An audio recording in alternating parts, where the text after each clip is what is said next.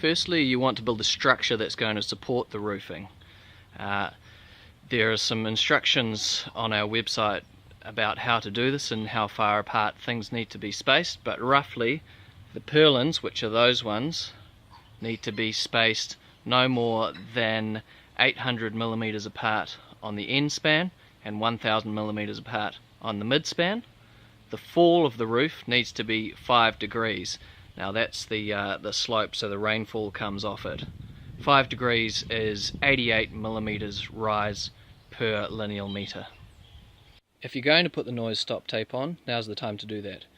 We do recommend using noise stop tape as the sheets do expand and contract in the sunlight and can create a bit of noise when they rub across the purlins. You only need to put it on the purlins, not on the rafters. Now we're ready to put the sheets on. If you need to trim the sheets to length, you can either use a sharp handsaw or you can use some tin snips or a good pair of scissors.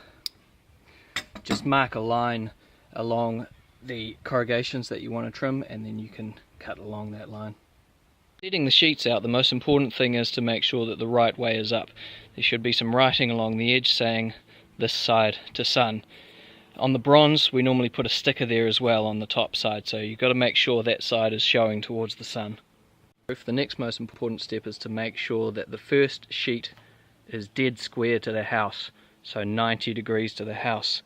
That way when you put further sheets on, they'll follow on nicely.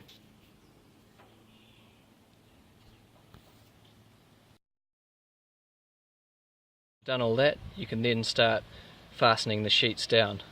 Start from one corner and work your way along and screw only into the purlins, not into the rafters.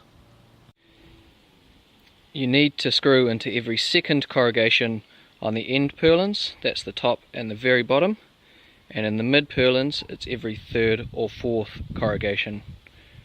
Make sure you leave the end free so you can overlap the next sheet and screw through both. The minimum overlap is 1.5 corrugations.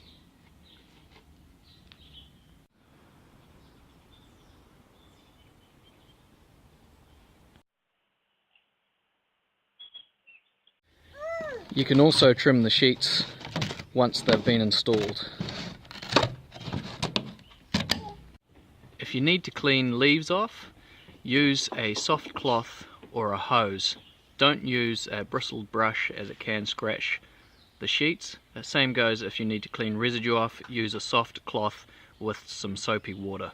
Also be careful when using silicons, as most silicons do affect the sheets. It needs to be a special type of silicon which is compatible with polycarbonate roofing. Don't use any solvents or cleaners on it either.